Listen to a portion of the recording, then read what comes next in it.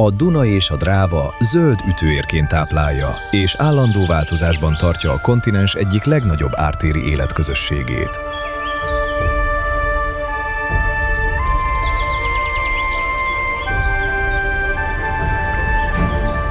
Aki ide született, azt a folyók áradó és apadó ritmusa vezeti egy életen át.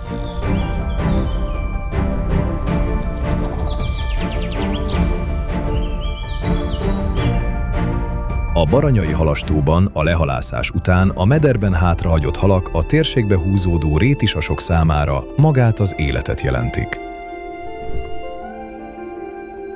Olykor 40 példány is összegyűlik itt. Szemmel tartják a vízimadárcsapatokat, és néha meg is mozgatják őket.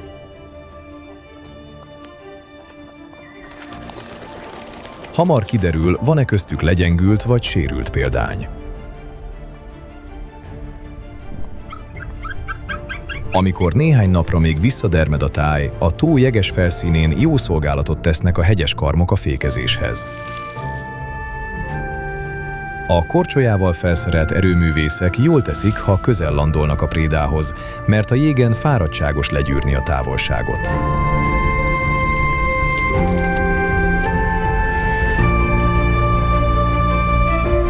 A levegő impozáns urait a síkos jégpáncél olykor megfosztja méltóságuktól.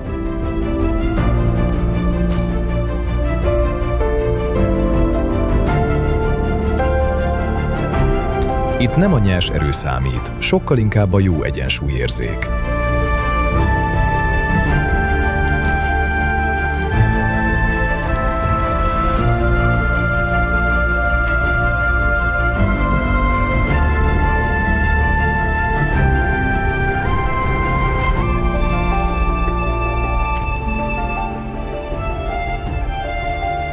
Amikor viszont az egyik példány végre a levegőbe emelkedik zsákmányával, azonnal átírja az esélyeket.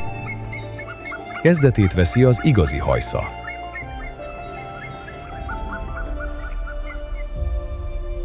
A Kárpát-medence legnagyobb összefüggő vizes élőhelye ad oltalmat a hazai rétisas állomány zömének.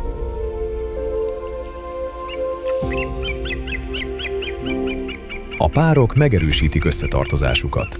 Hatalmas fészküket együtt tatarozzák, készülnek a kikeletre.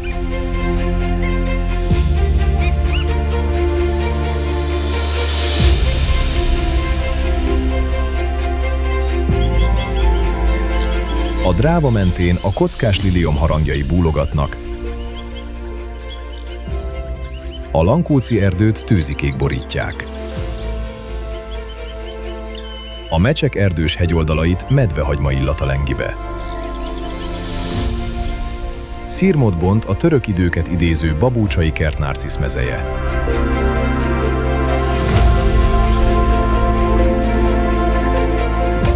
Hazai nagyvadjaink jó úszók, szaporulatukat csak a legnagyobb árvizek képesek megtizedelni. A vadmentő dombok és töltések legtöbb esetben menedékül szolgálnak számukra. Az ehhez hasonló ártéri paradicsomok a 19. századi folyószabályozások hatására fokozatosan eltűntek a kontinensről. Gemenc mára Európa legnagyobb összefüggő ártéri erdejévé magasztosult. A Dráva Európa egyik utolsó természetes állapotú folyója. Szüntelenül épít és rombol. A magyarországi halfajok kétharmada honos itt. A barcsi nagyberek lefűződött holtágában portyázó aranysakát szaglása mágnesként vezeti egy sárba ragadt halhoz. De neki sem árt, ha meggondolja, hová lép.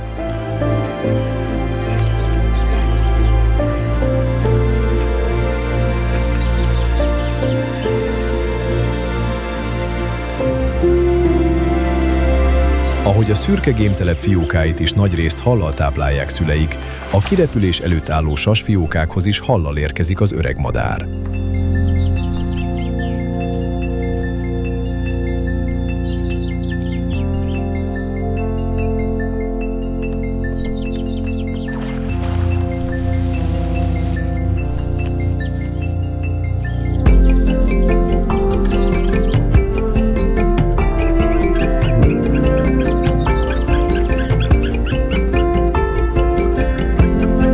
Szerencsés években akár 3 fióka is felcseperedhet egy-egy fészekajban. Hamarosan eljön az ideje, hogy a fiatalok maguk is tökére fejlesszék halásztudományukat. Sok gyakorlással végül nem marad el a siker.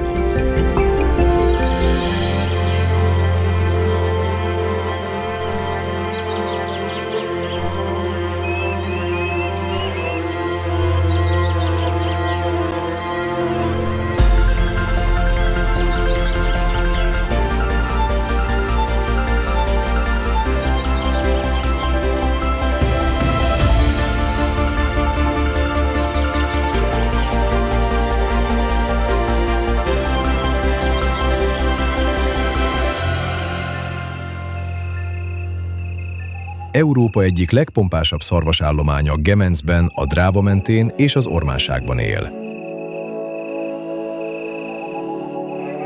Bőgéskor szünet nélkül zeng az erdő.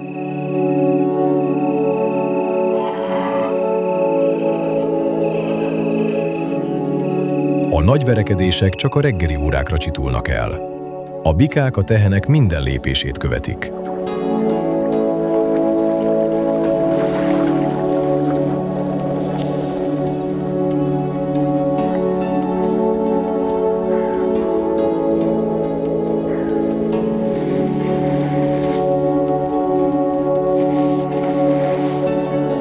Ilyenkor lehet szerencsénk a nappali hőségben is holtágakat keresztező rudlival találkozni.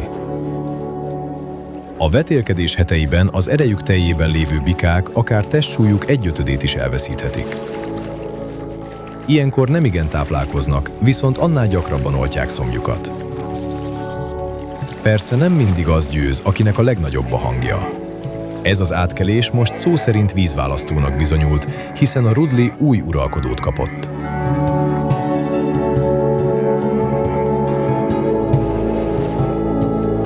Amikor beköszönt 1000 színével az ősz, a mellékágak vizei letisztulnak, a boronkavölgyi erdők legszebb pompájukban ragyognak. A barcsi borókás mentén megkezdődik a rackák téli szállásra hajtása.